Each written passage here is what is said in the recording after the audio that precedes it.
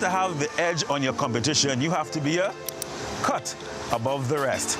And Barber Kern Ramdin believes that he has that edge. Yes, he is the UNC's choice for this year's local government elections 2019. For Marabella East, it was a shameless pun, I know. Yeah, it doesn't really matter. This is Meet the Councilor, Kern Ramdin. My Trinidad and Tobago, whoa, whoa, my Trinidad and Tobago, keep my heart full of fire that burns so bright, dedicated to everything that's right, keep unity and equality in La Trinity. I'm originally from right on the street that I'm presently working on. My early childhood, I was involved in more sporting activities. I went to school at Gasparilla Composite, and then I played sports at a high level around for the country. I also work at Union Park as a young man as well. Presently, I've been a barber all my life since I known myself. But I started to charge people that, let's say, after 3 years of doing the work, I started to charge because equipment was taking a toll, it needed maintaining, and I started to charge at $5. And with the growth of the economy and how it transformed, a haircut is $40 now. So basically, I'm here all my life. And I'm representing right now the UNC in the local government election. And I'm looking forward to be in the corporation. So you have decided to enter into a battlefield where most people would retreat. There are those who have been in it and they have raised their white flag high, no shame, because of the gutter politics that we have become or evolved to. So the simple question, why? Okay. To tell you the honest truth about me involving myself in this race is about the children, the youths. And basically, I do feel I have a fair shot that what we had growing up in this village. Because at the end of the day, I come from, as I tell you, a sporting background. And I'm willing to work with the youths at that level coming up. Saying that, and as a workaholic, and given the environment as well, with crime and all these other things that plague in the community, I want to be a part of rebuilding. That is why I'm involved in this right now. People have seen Marabella over the years as an area that can be a catalyst for change. We are at the center, and we are surrounded by so many things, from industrial, commercial, etc. So from what you're saying, have we been deprived of benefiting from some of these resources over the years? I would say yes, because when you go to sponsors and go into the businessmen and them, they're a little ticklish. How they know us over the years, they're willing to hear us out at least and then tell us what they could do and what they're willing to do and what they can do. So basically, we was really starved because other people has treat them with like trying to outsmart them basically. I'm gonna say that they use the children to make money. And when real genuine people go to get the finances for them, they're trying to say, well, I hope you're doing this, and you see the little edgy with it, that they want to help, but they're afraid of being hurt again. And the thing is, and being someone from Marabella as well, and going back to the whole point of being the center, if you take in the context of how a pebble is skipped on water, it ricochets from the center. And the thing is, we have so many talent that has come out of Marabella. We have right here my brother Terry, with the center and the crisis center, and so much work coming out of the area. And it is unfortunate, and I'm saying that to say that my philosophy is people first before project. I always say that because you can have a million projects, planning per se, and if you don't have the relationship with people, it's not going to work. Yeah. You seem to be a man about the people, because I found something very interesting in our conversation prior to the cameras switching on, in that you're not even on Facebook. Yeah. And you've been doing this for some years now, and it has not been highlighted. Was this deliberate or just time per se? You just didn't get, No, it's deliberate. Yeah, explain. It's deliberate because I like to touch the skin. I like to hear the real cry out of your voice. You know what I mean? I like to make connection with the people. I tell people, I tell them to my children as well.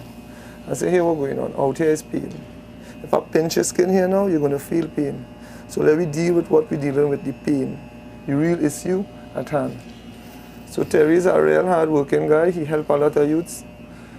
And I help him as well as what capacity I could. But it's not easy out there.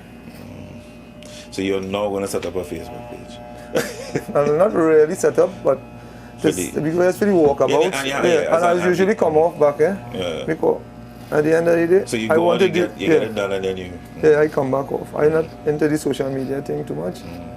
WhatsApp, and that's it. Right. So what are some, let's say the people of Marabella, they come out and they say, listen, I'm going to give Kern a chance to continue proving who he has been all these years.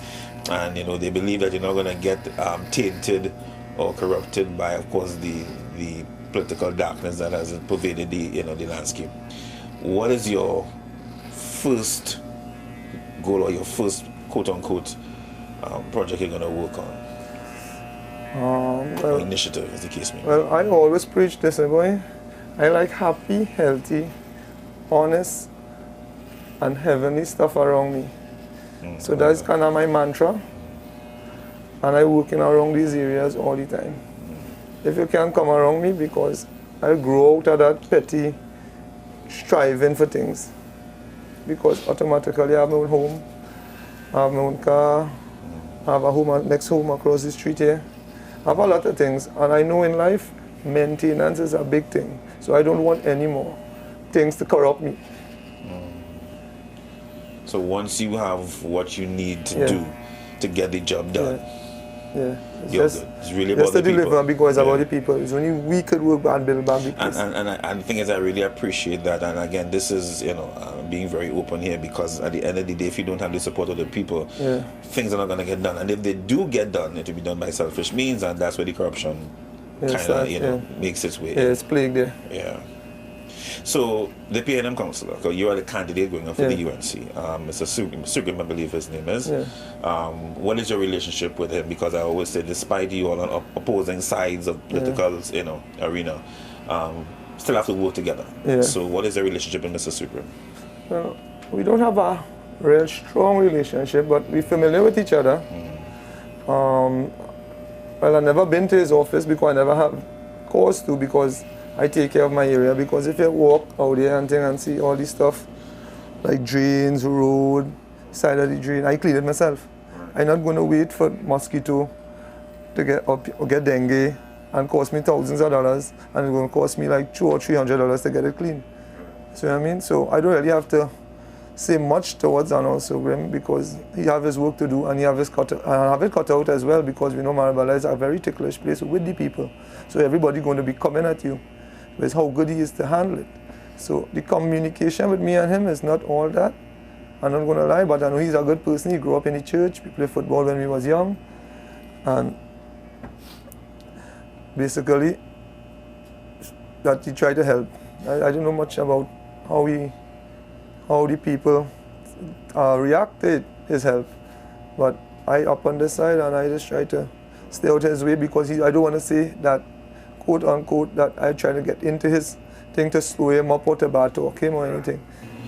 What are some of the pressing needs in Marabella right now? We spoke about a few things before. But what are some of the pressing needs that you like to bring to the public's attention at this point in time? Drainage is one. We have a lot of small, minor flooding areas. Specifically, where? Okay. Well, flood, crime, youth development, youth empowerment.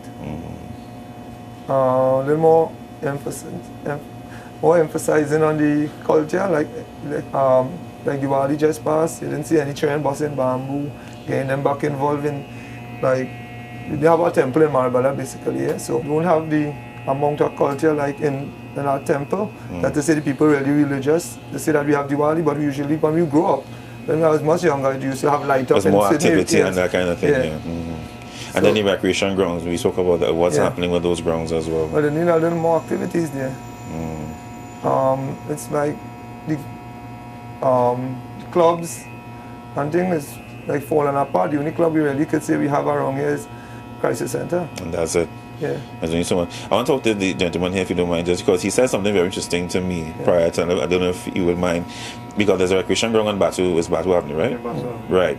And I was there recently for an event, a sports day, and I remember, being there as a youth with my cousins and them.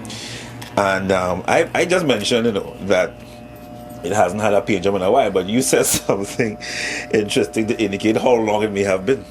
Yes, it's about 1990. And why is that? Because I grew up in Marabella all my years of my life and I haven't seen change. Yes, and community-wise, community centers, all these things, nothing has changed. Everything is just still retro. Yes, and my point is lights or everybody on the grounds, but no major things haven't taken place in Marabella since. And you've known Kern, I'm sure, for some time now. What do you think? What do you know of the man's heart then, in terms of, throwing his hat in the ring in this case? Well, I know Kern since I was a little boy. Know him running and thing and barbering and everything. He's talk from his heart, as he say. And he's a straightforward person. Don't come with him with nonsense. Yeah, it looks so. Nonsense is out of his vocabulary. You want something done, come and tell him straightforward what it is. Don't dance around and say what somebody say. So I know if I have a problem, by XY is the case, he will deal with it. Understand? He's not a person. If you come with the information, he go in and say, hey, this man tell me so. You understand? And he's a straightforward person. And when you want something done, he's get it done. You understand? Can you also mention as well, and I have to stick this in, I think it's important, because this is not the only case I've seen on the media recently of an ECC center being abandoned. There's another one I heard somewhere in the east and somewhere else again. And now there's another one in Marabella. Can you tell us what's happening with this one and exactly where it's located so the authorities can, can take note of it? Well, it's situated in Marabella East of Gopal lands. The street is Crooks Avenue. In the middle of Crooks Avenue, it have a playground off the back of the government school, and it's situated right there. And it's completed, but it's never been opened. Have you ever inquired as to why, given that since you started campaigning and putting your name out there, have you found out what's the reason? Or well, honestly, I've walked that area since campaigning start. Okay. But when little knowledge of in the back there, they're saying that how the past government built that, and it's not really interested to open because of the present. Not really saying that they don't concern them. That's the word on the ground. The word on the ground, okay. And since you've been walking, what have people been saying? What are the exact words coming off of their lips? What have they been saying to you? This is outside of Sugrim, but generally, what is their feeling towards the government and what's been happening or not happening in the area? Well, everybody's coming out. I don't want to say anything contrary, but because people will say what you want to hear. Because I know basically everybody, and being a businessman, you will know that when you hear something from somebody's voice, if they're really playing you, or they mama guy in you, as local terms will say, but you can hear a little song in the voice saying that they need a change. Not they're coming out 100 and saying it. But as they say, on the election day, you will know. You will know. Now, Mr. David Lee was on the program, and he is confident that they will have a greater turnout, just like you. Yeah. It may not be full 100, but he's expecting more because people want a change. The UNC, just like the PNM, they've had their run-ins with the nation over the years. And there's that whole perception of course, you need to regain my trust now. That's the thing. You are coming in also as an individual, yes, but with the party. What would you say to individuals to let them listen? You all can trust me to represent you, despite of. What would you say to them? Because again, there's this, okay, can I trust this man? Given whatever I would have experienced with the UNC or even the PN. Because again, one thing I say that we need to understand that the critical people that we don't focus on is those who don't vote at all. Right? I think we don't focus on that percentage, which is critical. So what would you say, listen, you all can trust me? Well, basically, I am a very trustworthy fella. Meaning, I've never been contaminated by the law. I've never been involved in any outsmarting or advantaging anybody. But the party, what I will say about the party is that the boss lady, which is Mrs. Bisessa, I like that boss lady, right?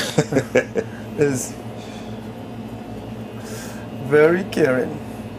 Because if you check back in all her projects, you will check his children laptop, his hospitals, and she bases stuff on them kind of thing in the general public, saying that everything is about caring, giving back and caring. So that will be based our development on with the party. So that's where you aligned your heart with basically that because of So what's next for you in terms of how has your family been supportive of this? I mean, the community, your friends, how have they been supporting you? Well, I always get 100 from my family, then, my boy, because at the end of the day, they know I'm a very funny person when it comes into politics and things. I stay by myself and do everything by myself concerning politics. I don't try to drag them in it, but they support me on the back level. Right. And you have children. You have children. How old are they? The biggest one is 23, and the youngest one is 3. All right. Okay. Anything you'd like to say before we close? To the public, to the voters, this is your time to speak to them, and this is your pitch, as they say, to vote for you come December 2nd. And I'm looking forward for the support. I must say, without all your votes, we will make it. And we will have to work together as a community. It wouldn't be about me alone, it's about everybody joining themselves and giving me their concern so we could build this Marabella community and helping the youths to get a shot back at new Marabella. All right. Good. It was a pleasure, man. Really appreciate it. All right. That's one.